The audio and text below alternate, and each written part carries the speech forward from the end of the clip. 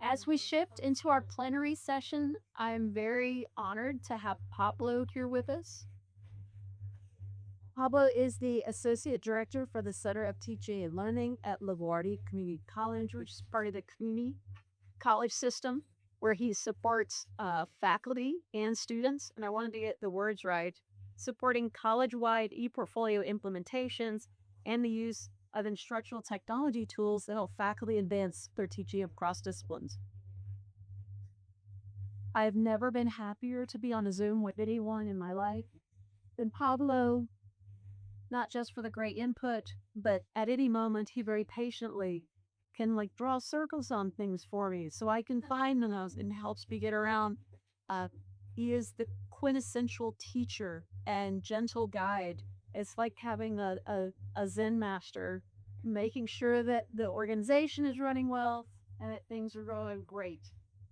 And right now, most importantly, Pablo and his wife are having a baby. Yay. So we are so happy for you. This is our first April baby. So you got you a car.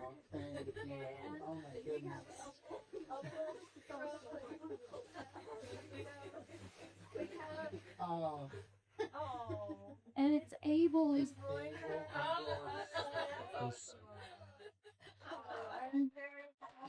Onzi, thank you so much. Thank you so much. So much. borrow that now. That's weird. I was gonna say it's wonderful. I think Christy has a fro over there as well. So American test. So I'm very excited. Pablo's also you hate to say it out loud, but like a rock star in the portfolio world and has done a lot of leaderships with universities across the country. I'm working with the AACE, the Portfolio Institute, and we were just honored to have him as a leader, as vice president of the organization, as the person that keeps everything he's in line and rolling. And it's been a vision, a visionary with our 3 to 5 year plans that we're putting together.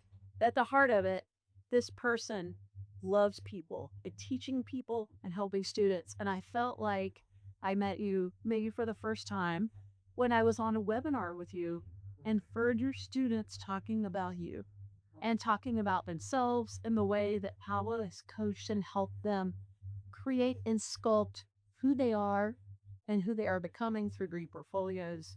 Thank you so much. Let's welcome Pablo. Thank you. What a lovely introduction. Thank you so much. I'm going to be walking around because that's my form of exercise. Welcome once again. I think there's a benefit of having a session after lunch, which was delicious. We're all about that. Thank you so much for being here. And then for the welcome introduction, what I am going to do today, what I would like to do is share a little bit about LaGuardia's ePortfolio journey, which also includes my journey. Every time that I go to a session, I always want to hear about the person who's talking. And so I want to tell you a little bit of me. I hope that you bear with me. I come from a working class family. I was born in Lima, Peru, in South America. I always tell people that Lima is a very nice city weather-wise because the coldest winter it's normally 45 degrees, and the hottest summer it's normally 85. So when I moved to New York in probably 2006, I had a great time in the winter in New York City and also the very hot summer. Lima is a very tropical city. And so we went to the beach, not necessarily to swim, but to play soccer because we're huge soccer fans. My dad is a lawyer. And although many people assume that I must win a lot of arguments, I actually learned one thing from him, and that is he used to work at the Supreme Court as a clerk, and he would actually mediate meetings with people who were allowed to go on trial. And one lesson that I always remember from him is always listen to what everyone has to say and be fair. That's the one thing that I learned from my father that still stays with me even as I do all the work that I do. My mom was a stay-home wife. Today she cleans houses.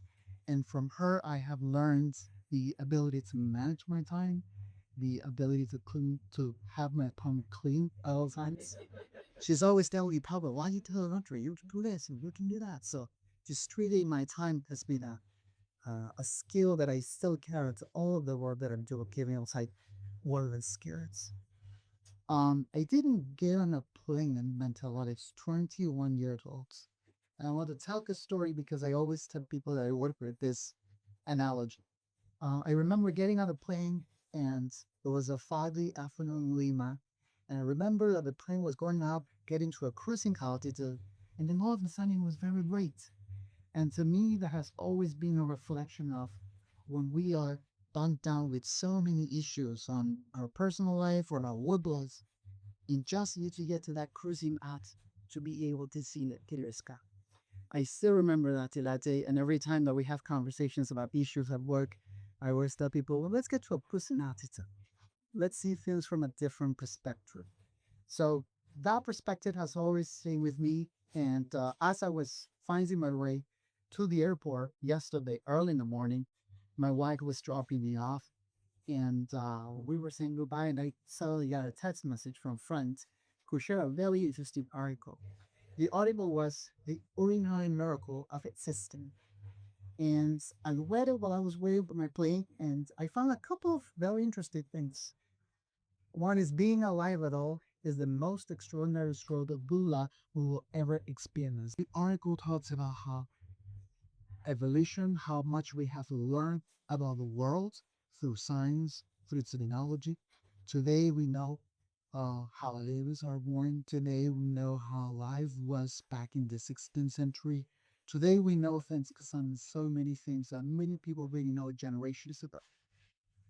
We wake up in the morning, have our coffee, make breakfast, send the kids off to school, go to our jobs, move through our keys, worry about deadlines, check off items or to-do list, and we forget that beneath all of it lies something profoundly real, existence itself. And then I found this quote also interesting. So the question is, what are we to make of the fantastically improbable fact of our existence? A moment of black. Well, as Marielle asks in in the last lines of performing the summary, that tell me what is it you plan to do with the one wild and precious life? I remember that from my mom because she would always ask me, Pablo, what is it that you want to do? Because I didn't go to college while I was in Bo, or went to college when I moved to the States. And I remember her asking all the time, what do you want to do? When I was like, yes, I told them I love when I was into photography a lot. I thought I would become a bookkeeper, but that didn't work out. And I also was a teacher. I learned English when I was about 15, 16 years old. And I taught third grade English. And I did it long enough to realize that I did not have work with kids. But it did teach me that it did show me the value of teaching and the idea of being in the classroom. And that's something that I carried over time. So now, fast forward to a very nice spring day in New York City. I arrived while working into the college, very nervous about entering college in the US. English isn't my first language. And I was thinking to myself, why is it that I'm doing this? What is it that I want to do? I wanted to become a psychologist because while I was working with kids, I just realized how social or family issues would impact their learning. And I also wanted to become a teacher because uh, I wanted to teach languages, specifically English and French, because I had taken French classes as well. So I was in this sort of like decision, and I didn't know what I wanted to do. And then this, when they need to be closer, and this is my portfolio back in 2009. How about it? Now, I am pretty sure that 2026 Pablo would sit down with 2009 Pablo and talk about some decisions around design, specifically about the thriller-esque kind of font choice. But this is my portfolio. This is 2009 when I came to LaGuardia and I took this fabulous cluster. It was ENG 101, writing composition, ENG 103, writing a research paper. And they were paired with two other courses, Introduction to Sociology and Social Movements. And in that cluster, I think it opens my mind to a number of different things. Because one of them was the ePortfolio. So this is who I was when I came to award. These are all of the things that I did. I will go back to this structure of the template because as I talk about the work that we've done, I will talk a little bit about the classes section, for instance. In many of the sessions, we've spoken about the selection of courses, the folio thinking that someone mentioned in the previous session. Why is it that you're selecting that particular course that interested you? And obviously your goals, we were to articulate what is it that we wanted to do. And back then I still was on the path of becoming a psychologist. That changed later on. But what I want to do is give you a little bit of a roadmap now that you learned a little bit about myself. I want to tell you about LaGuardia's ePortfolio journey, but I hope to make it a reflection. By no means do I want to say that all of this work that we've done it's right. There are plenty of things that we continue to learn and that we can do absolutely better. Um, so we're gonna talk about initial goals, steps, and milestones. I want to talk like Igor Ford is hiding that practice, which is something that informs my own thinking about portfolios from the time when I was doing my own portfolio. I'm also going to talk about from learning to showcase portfolios. Yesterday we were talking about the showcase portfolios. They're not necessarily the cherry on top, but there's more to unpack. I'm going to talk about program and curricular integration, relying on some of the examples in the comments that I've heard from other sessions. How will we think about inserting e-portfolio work across the curriculum? And with that, I will talk about some of the challenges because it works in some cases, but completely does not in some other cases. And then I will end talking about some of the current work and specifically on career readiness, given that it's a important initiative that the college is embarking on, career readiness. Now, I want to give you some context. LaGuardia Community College is located in Long Island City in New York. Students are students. So we enroll approximately 15,000 students in credit programs only. This is there from fall 2025.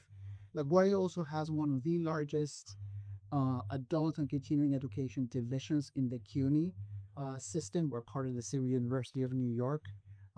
With that is approximately 25,000 students. The remaining 15,000, and the remaining students are non-credit programs in adult and continuing education. Students are very diverse at Labori. They come from 139 different countries and speak 30 different native languages. If you knew LaGuardia about 10, 15 years ago, the slogan, the marketing line was always the world's community college because there were students from all over the place, from all over the world. Um, 63% of students are under 23 years old. That's important because when it comes to working with students who are at this age, most of the students are being introduced to the educational system in the United States because they come from other countries. This is an introduction into the educational system in the U.S. Approximately 46 programs use a core portfolio, and I will have what a core portfolio means in just a moment. LaGuardia has about 65, 66 programs, I believe, and about 46 of them have a portfolio touch. At least I won't have that. It's a little off. Some of the key milestones that I want to highlight. This whole work started in early 2000. So I arrived at the center in 2010. So everything that I can say, at least in this point, it's what I have learned from others. The idea began with a group of faculty wanting to understand the use of electronic portfolios to see what students were learning. That was the gist of it.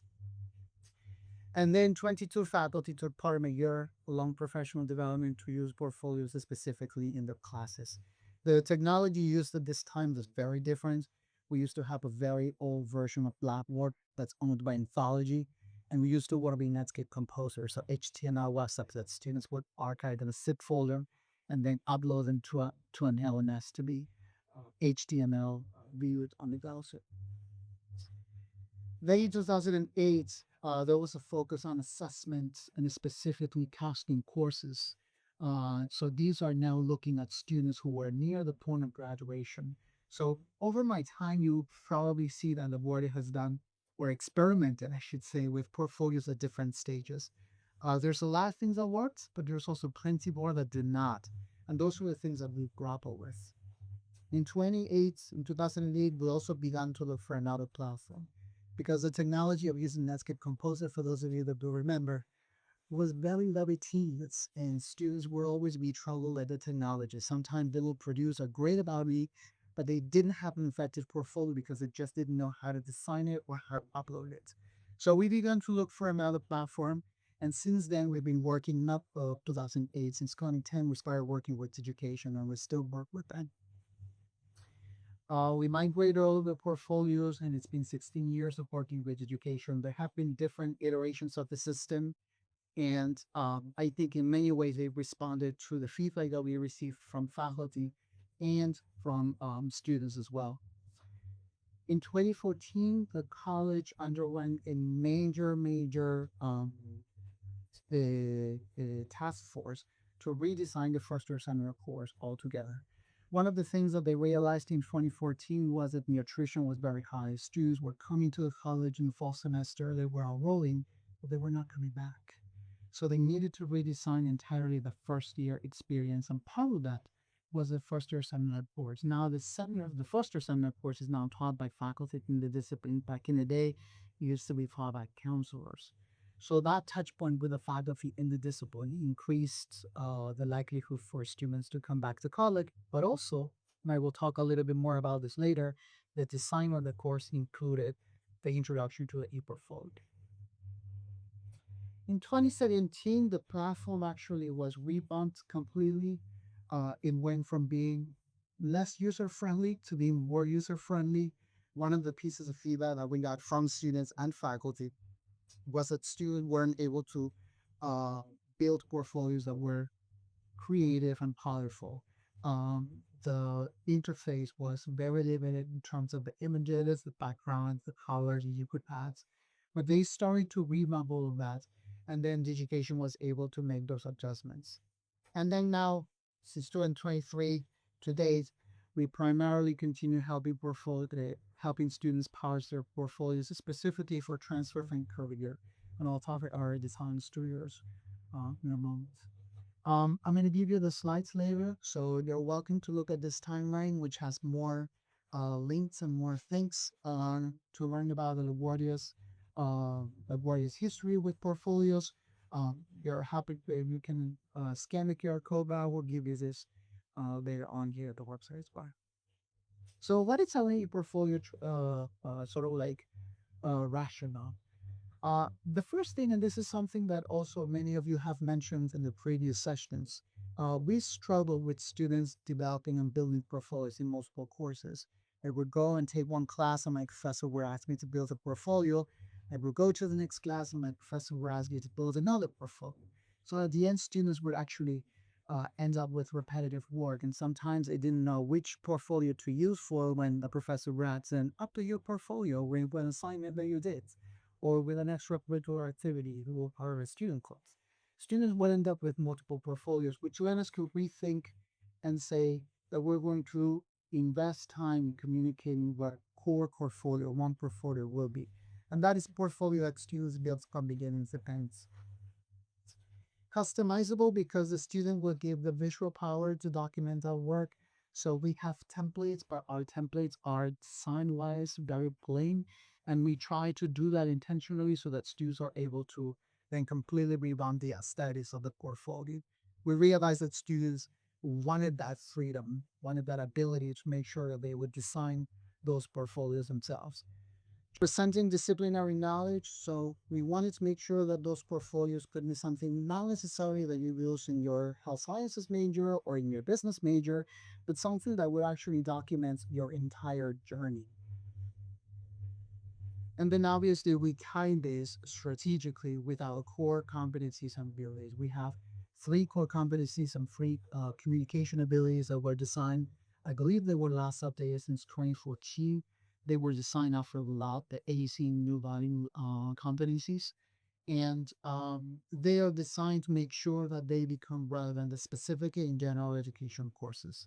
So portfolios are very likely to be an example of skill and work for immersive learning and for digital. That's one of the competencies and the communication groups. Now, I purposefully left this because in a meeting one time with two faculty members, we were like brainstorming and thinking about what is it that we want to do with this portfolio thing. And we started to like scratch some like what if we were to like do this FYS thing first, and then students as they move along their program, and then at the capstone. So we started with a learning portfolio, and someone mentioned earlier the point about audience. In a learning portfolio, at least from our perspective, the student is a audience, right?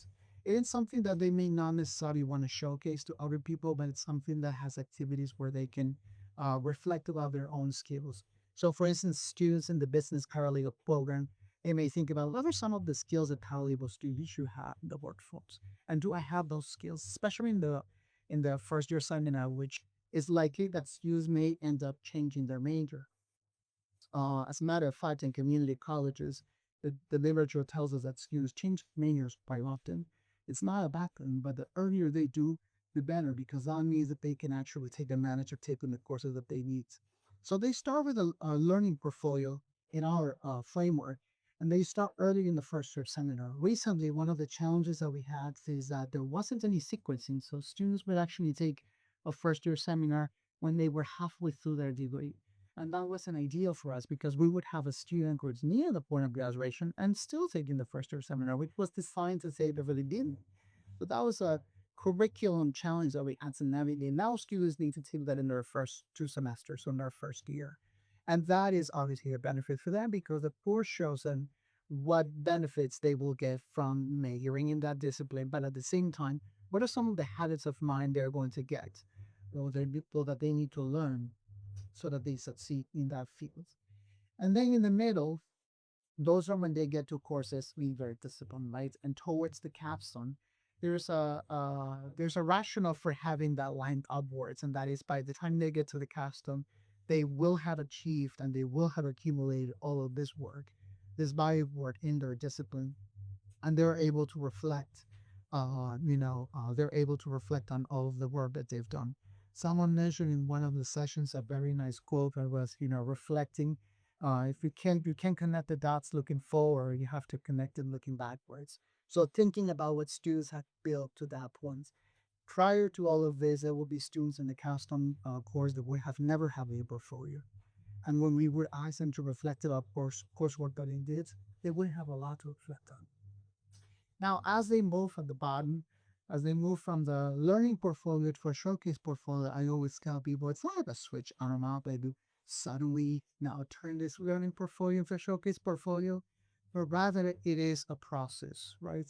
Going back and thinking about Megan's session, it's not only something that you do in a single semester, but it's something that takes time. And the idea is that the sooner you build your portfolio, the more work you can do. Obviously, that's easier said than done because working with faculty and specifically with fluents to integrate all of this brings a set of challenges that I will talk about as I go along. Now, ePortfolios was a high impact practice, I think, helped us navigate conversations or have conversations with faculty, especially when there is only a point of portfolios as a single repository, right? We used to get this analogy of like the file cabinet, right? In the discussion before, when you're done with college, you just throw your papers away or just filing away and never get back to them, right? But the idea is that the portfolio is not only a place where you document all of that, but when you exercise that follow your thinking, right? You're thinking about why this paper demonstrates the learning that you've achieved so far. We also talk about the idea of function and reflection, right? The idea of function being that we can talk about portfolio and how it works as a repository, but they also showcase, accomplishments. It's a digital resume, not necessarily a glorified resume, something that may have mentioned the resume was the, I will go back to that because we can do some work around career readiness. We had like like a sharp reality check with industry professionals who are always advocating for the one pew trust in the race. But I'll go back to that in a moment. And the idea of reflection, right? At the same time, students are given the opportunity to think about why that learning matters, right? It's not only the compilation of my papers in my marketing classes, but why these papers actually do exist. So these are some of the student portfolios back from 2008 to 2023. If I were to remove the years, we probably, would see a number of different similarities. The one on the left from 2008, again, the design was very different. The platform didn't allow for students to do a lot with the design. The one on the right does give them the opportunity to create more visually powerful portfolios, right? Now, the visuals, the aesthetics are one aspect of it, right? Because we also need the substance. So, what students bring into to the portfolio as a reflection of what they learned. You will see the structure of the template on the left. There's a welcome and about me, classes and projects, educational goals. It used to be our old approach to having like a relative relatively standard template, if you will.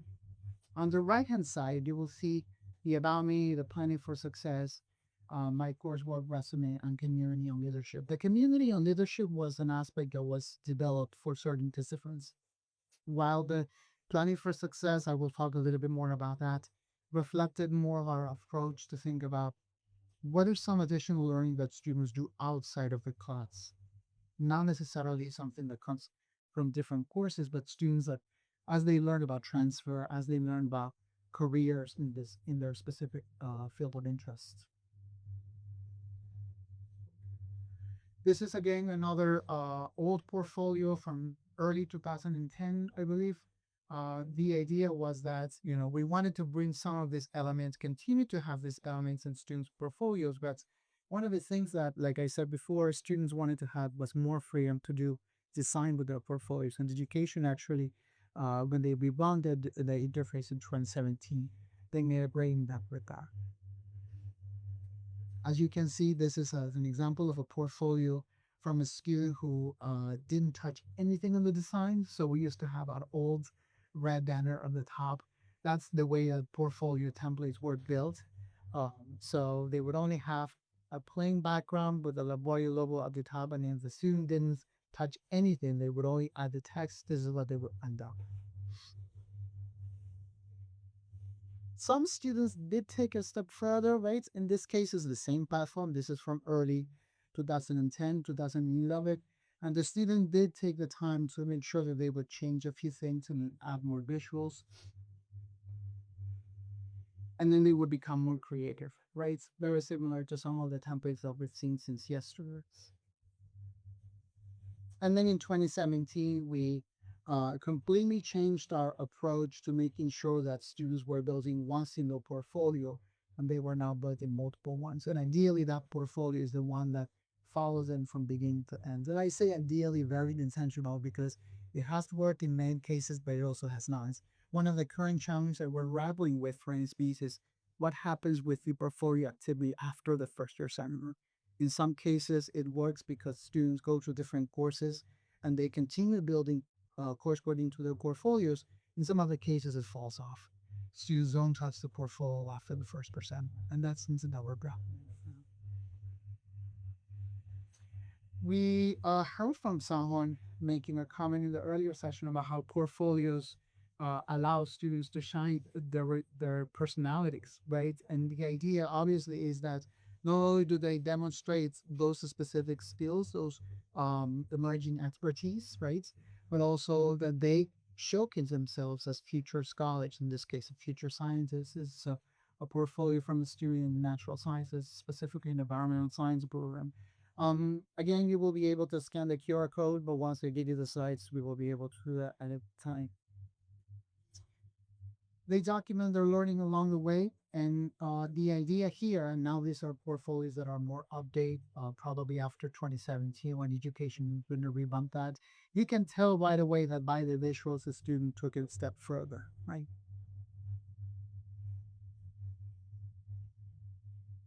I mentioned a moment ago that one of the things that we that one of the things that we wanted to do was to not only document uh, the learning that students were getting in classrooms, but also outside of the classroom, right? So part of the initiative in 2014 was to redesign the first year seminar. And part of that was to design activities campus wide that would engage students in on campus activities. And one of the sections that we built on the portfolio templates was my campus events, right? Where students would actually connect to other experiences they wouldn't think otherwise to add to their portfolios, but that would actually make sense and that would align with their interests. In many cases at the beginning, also students would only think of portfolios as something that they would do only in the course and nothing else. So they would upload their research paper, they would upload an essay, and that's it. But they wouldn't think of any other experiences. And one of the things that we realize is that the more skills are used on campus, the more likely they are to come back, and the more likely they are to build community. And from here, we want to be intentional about audiences, right? Again, thinking about that line. It doesn't mean that there's a switch off when they suddenly they turn this learning portfolio into a showcase portfolio. Now I can send it, to the rest of the world. But the idea is that as the student begins to compile all of that work, they can also begin to think about whom do I want to share this with, right? In some cases, the students will share their portfolios to get an internship. In some cases, they will get their portfolios shared so that they can get a job, especially with internal degrees. LaGuardia has a number of internal degree programs where students would use portfolios to actually go for employments. And that's what we have those conversations with students about the audience. Who is it that you want to look at this portfolio? And then we think about the platform as well, right? That's where the ability to have some pages hidden allows students to have flexibility to how they share their content.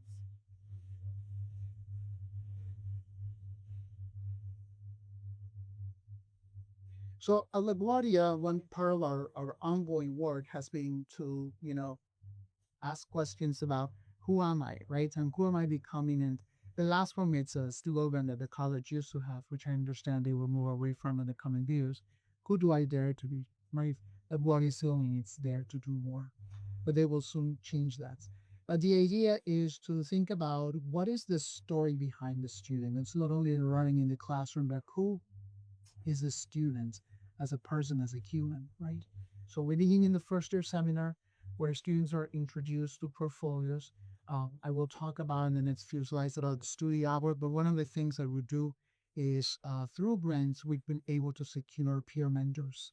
And peer mentors are actually critical when it comes to uh, introducing portfolios to other students.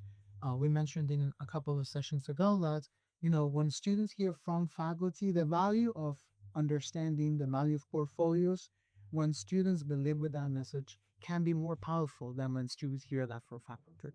And conversely, when a faculty member does not understand the value of portfolios and therefore communicates that to students, then you can see that in the rates of the student work rates. So they begin the first year seminar. There's a component of the studio hour where students build their portfolios, and then they continue in discipline courses. And this is the area where it's a little shaky. And I will say that because in some cases it does work very well, but in some other cases, some faculty just don't have those what we call portfolio touchboards. And then towards graduation, we have a number of capstone programs that house really our component with where it's essentially the other bookend of the first year seminar, where students come and they work on their portfolios, compiling all of the work that they've done.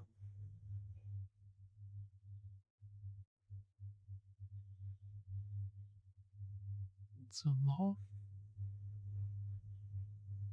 okay. So I want to go back briefly to some of our templates. One of the things that I want to mention is over time, we've tried to name these templates available so that we can give a guide to students. But thinking back to one of the things that Megan's session made me think about is not necessarily the template itself, but how do we create those conditions for students to be able to build portfolios? And one of the things that we've realized is that sometimes our templates are so populated that it can confuse students. And that is a drawback. And that's something that we need to rectify. So in the top right, you will see Raymond's portfolio. That's the structure of the template that we used to have in the past. And then on the bottom, you see that there's much more sections that we provide in our templates. We try to do this, make sure that students were aware that they were not to use their portfolios only to document classroom work, but for them to think about other activities on campus as well. Let's focus on the graduation plan here on the left. So the vision board, which is actually an activity where students do an actual vision board in education so that they can actually understand or begin to explore what their potential career may be. A SWOT analysis for the business people is something that they wanted to include because they wanted students to think about, from my perspective, what are some of the things that I need to think about in terms of strengths, weaknesses, opportunities, and threats. The understanding myself, the third section, was an activity that students were doing in the first year seminar this institute, where they would actually begin to generate questions about their own major, right? And what are some of the skills that I want to develop or that I possess already, right? Thinking about that emerging expertise. What are some of the skills that I possess that actually will be helpful in this particular career? And then career and transfer planning, right? That has evolved into the planning for success, which is on the right hand side. It's kind of similar, but it really didn't. We cut down some of the stuff specifically around. We added, I'm sorry, advice and support because we wanted students to think about what are some of the advising milestones that we need to think about. So as you can see, there's plenty. And that, although we started with this intention of wanting to offer students a template where they could build things, we began to realize that this can also be confusing to students, especially for those who get into their first year seminar and they ask, am I supposed to do all of this? Right? That's normally the first question that I get when I introduce this to my students. So that's one of the things that we need to rectify, right? Thinking about templates. I mentioned this already, the studio hour model. So this has been extensive work that we've done with faculty, specifically faculty program directors, who are willing to negotiate the curriculum and adjust the curriculum to include the studio hour model. Info that. So the studio hour model, essentially, you can think of it like a lab hour. So every first year seminar has this, a first year seminar for different disciplines. The faculty hour, as I mentioned, it's now taught by faculty discipline. Prior to 2015, this course was taught by a counselor, and there was no 3 hours a student wouldn't do in your four at all. And then obviously there's an introduction to the subject matter content. So the faculty would talk to students about careers about particular discipline and the discipline itself. There's a studio hour component, which is a lot hour, and that's facilitated by a peer mentor. That peer mentor could be any portfolio consultant, a student success mentor, and they are aided by a student knowledge mentor. All of those three roles, with the exception of the ePortfolio consultant, are peer mentors. So they are actually college students who work on campus anywhere between 12 to 15 hours. Their funding has been secured through grants from the federal government for the last 15 years. And because LaGuardia is an HSI institution, a high standing is an institution that serves expanded students, most of those grants in Title V have supported the work that peer mentors have done over the years. Now, the study hour is led by either an portfolio consultant or a student success mentor. The student success mentor focuses on the first year seminar primarily, and they are trained not only in introducing portfolios, but also in introducing the habits of minds that students would actually need to develop in college, right? Things like time management, right? Or things like, for instance, what are some of the study skills that I need to future while succeeding in college? And it obviously would focus on instructional support also to build portfolios. This is dedicated time. So this secures the timing and the space, right? It's creating those conditions for students to know they've learned about what portfolios are, but at the same time thinking about what they can add to those portfolios. You can watch later on if you wish. This is one of our students in physical sciences major who spoke about her portfolio experience. I mentioned earlier that one of the things that uh, one of the things that we have grappled with over the years has been professional development or primarily working with faculty. So this is an example of all of the professional development seminars over the year that has some component or components entirely of portfolio. So you can see from the left, The last seminar that we did, all of the seminar are compensated. Part of the grant money that we get is not only to support the peer mentors, but also the faculty in this. Um, ePortfolio and Beyond, fostering career and transfer readiness. This happened at a time when our new president came with a mindset of career readiness, and that's what led us to do our design studios, which I will speak about next. Um, and you can see that the topics of these professional developments have reflected really what our approach is trying to be to building a finding with students, thinking about what they can add to their portfolios, but also thinking about how can faculty integrate this into their courses as well, not necessarily add more modules.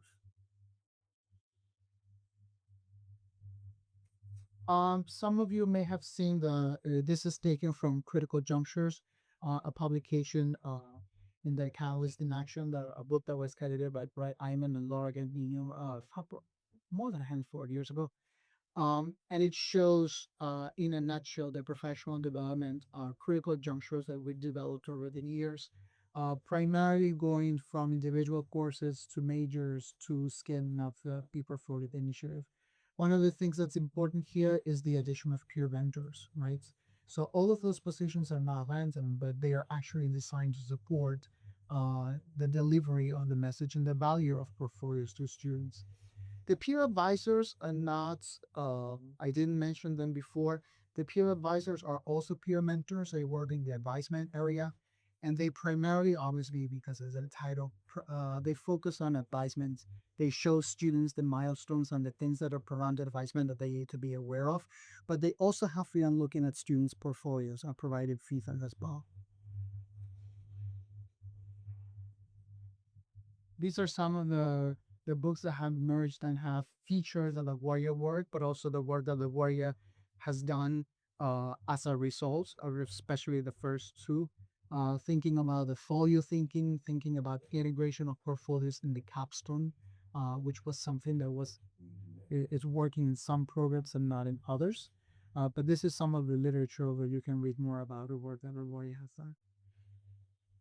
Now, some mentioned also before that portfolios, if you as a faculty member also do the work that your students are going to do, right? You are likely to just understand that these back minimum understand not only the technology, but also the work that students are going to be doing, right? So there's also faculty portfolios because the education it's quite a flexible platform that allows we any user to build a portfolio. Part of our professional development. This hasn't happened across all of them, but a number of them have asked faculty to develop faculty portfolios as well. This is also an opportunity for faculty to promote their own scholarship, right? And especially for faculty to have that extended introduction of themselves to students, but also to their disciplines.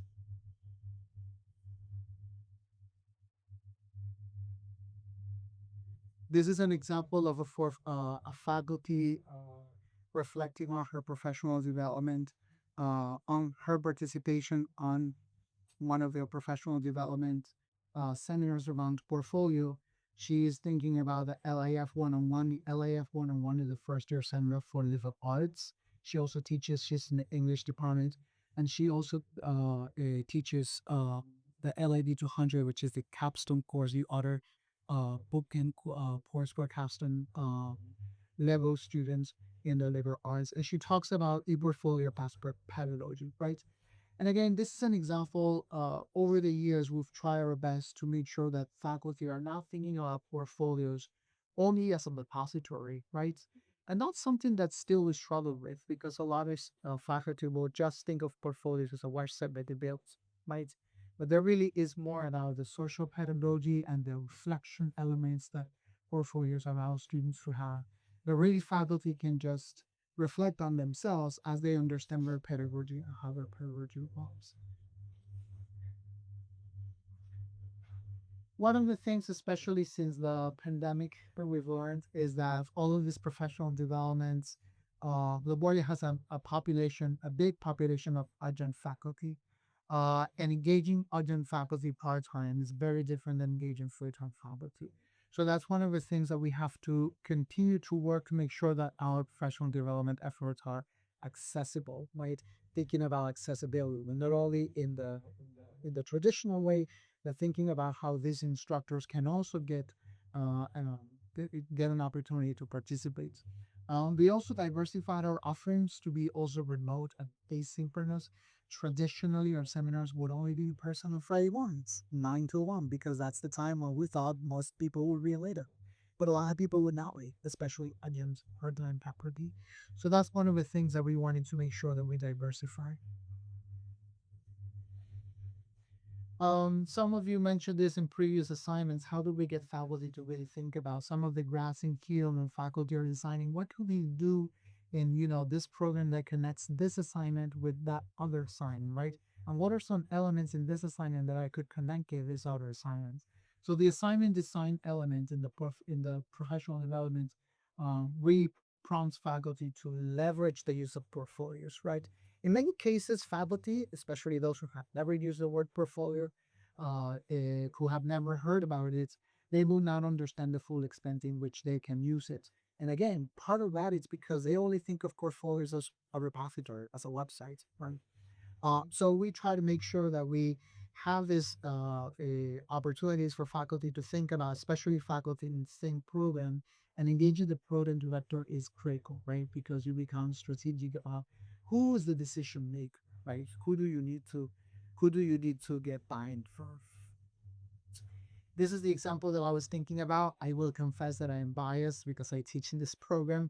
So we worked extensively with the faculty program director and other faculty could teach similar programs to think about the use of portfolio across that curriculum, right?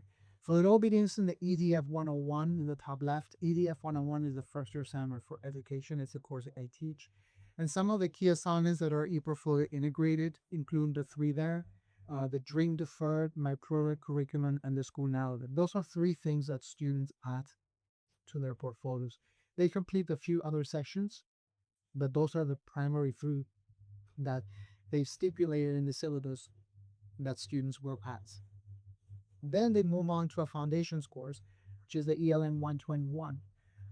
And that's the foundations of education, where they now do two assignments specifically: how I became an educator and the draft of a philosophy statement. So those are two portfolios that go into their portfolios. Then they move into the ELN 206, which is the family, school, and community in early childhood education. And there they revise their ability and they also write a course reflection, right? So all of these assignments that I'm describing so far have been carefully thought out by the faculty and the program director to be aligned. These are assignments that already existed in these courses, but it was a matter of mapping them out and thinking about how could we again connect the dots, right? And then lastly, they do the capstone, which is a ELE 205, the language and literacy, where they do a capstone project, they upload that to their portfolio, and they also do program reflection. The program reflection, they actually think about all of the assignments that they've done so far, right? The asterisk for the three courses on the left means that they are required courses, so students have to take that, and those are assignments in the portfolio. The ELN 206 is an elective, so not everyone in the major will take it, but if they do, they will likely do those two other attachments. In addition to these assignments, students will likely be encouraged to update their entire portfolios as well. I think this is a prime example of how, when thinking about program integration, right, and thinking about existing assignments, faculty can actually think about those connecting dots. And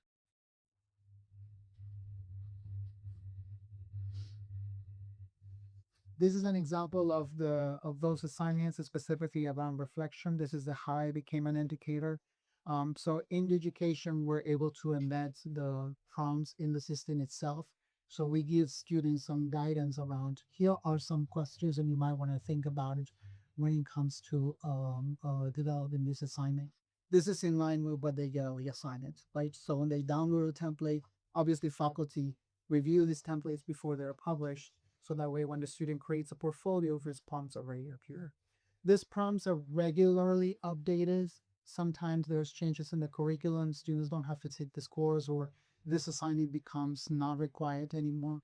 So faculty may likely come to the ePortfolio team to update this. And then on the right is an example of a complete assignment, right, from a student. How I became an educator. Students describe the page, and then they think about prior academic experiences and personal experiences, again, reflecting on these assignments. This is from another discipline in PTA where students actually begin to think about the pre-candidacy experience and how they begin to think about different experiences in the program as they apply for candidacy. This portfolio is public, and once you get the slides, you can actually read it. It's actually an example of how students think about connecting the dots. I mentioned earlier that core competencies, portfolios were likely to be good examples for intuitive learning and digital. And we did that intentionally. We try to be strategic as the college thought of this as being the core competencies for Gen N.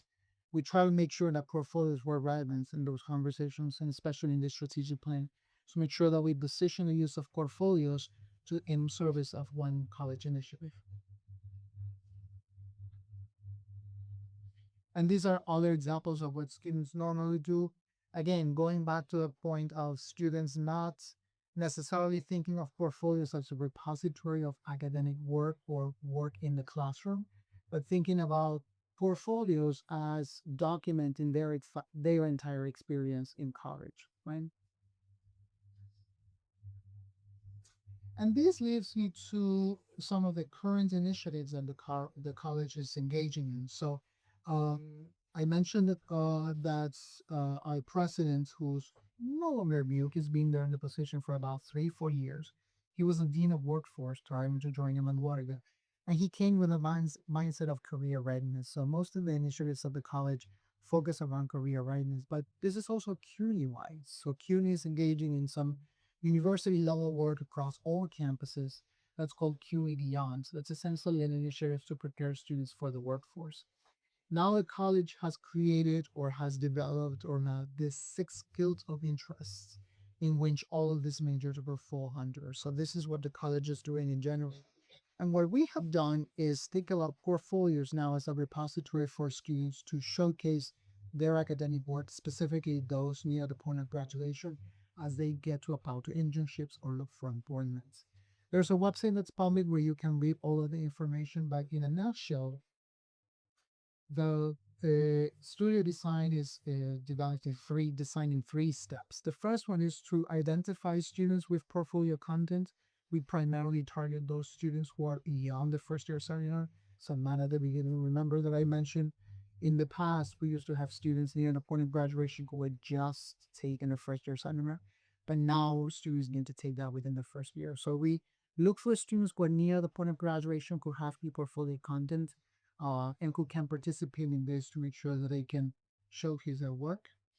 We work with them to further develop and polish their portfolios and content so that they can share that with an external audience. I will talk about that in just a moment. And then we embed the element of feedback. So once students have prepared all that work, those portfolios are shared with an industry professional. We partner with our career office to identify. We work with our legal, education, PTA, OTA, and we asked our career office, can you identify people willing to review the students' portfolios? So this is, for instance, one example of a student in the education field who we identified as someone who has a good amount of work in her portfolio. You will see that you can tell she's going to become a teacher, right? Probably by the picture at the top, you can see her name. You can see extensive, text about me. You can see a picture of her. This is the work that she came in with, right? That we wanted to rethink. Part of the process is to rethink this entire portfolio so that someone from an outside level can review this. And this is the resulting portfolio, right? Completely different. It's much cleaner. Her name is now more legible at the top, and then she has a clear question, who am I, and then the tests, right? So we went from the portfolio on the left to the portfolio on the right, and that portfolio is the one that we share with an industry professional, someone who's willing to review her work and give her some insights at the skills that she is demonstrating. This is another example of a student also in education.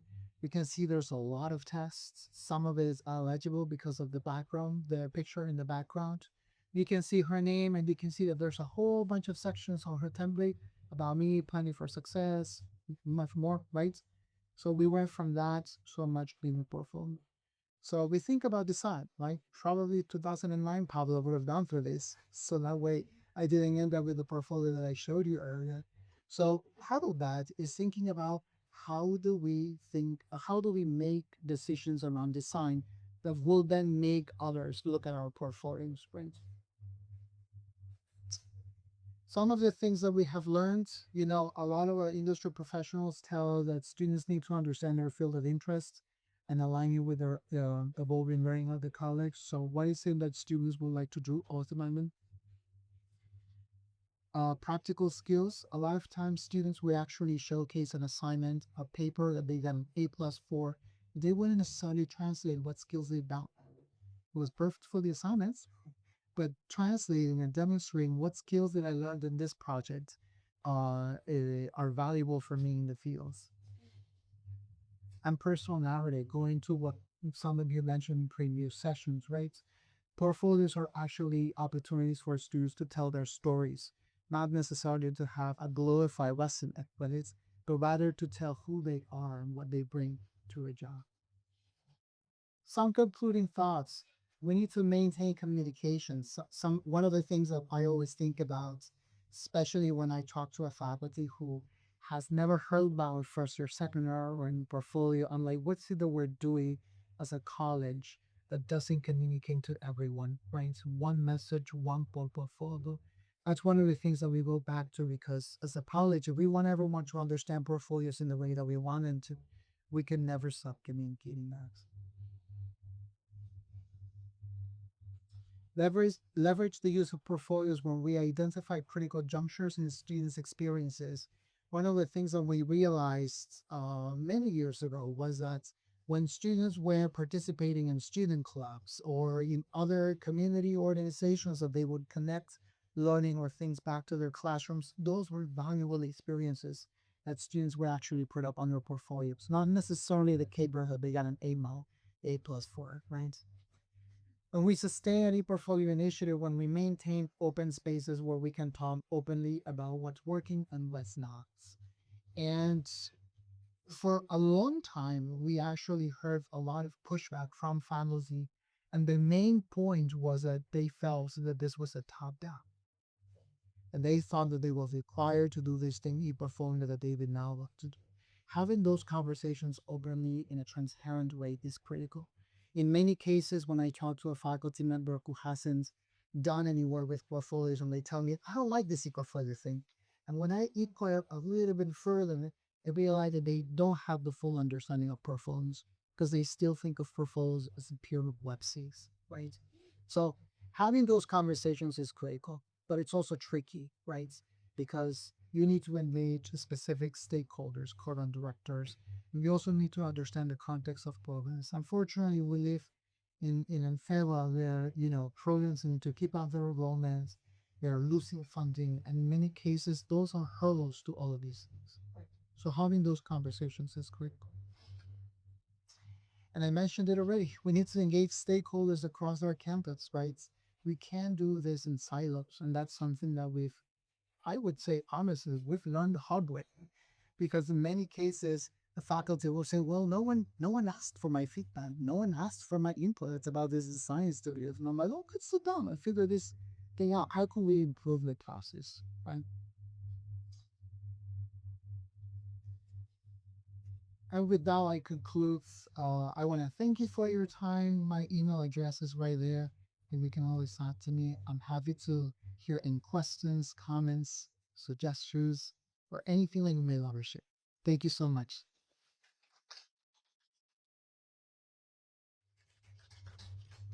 I think I still have Questions you guys can grill hollow. or comments or suggestions. How do students respond when you show them this really fun, attractive portfolio and you say, maybe for your field, you should consider some changes? We actually got that from a student. So students were very open about the design studio and made one bigger tire templates. We were talking to a faculty and a student, and we were asking the student, if you were to rebound this entire portfolio, what decisions would you make?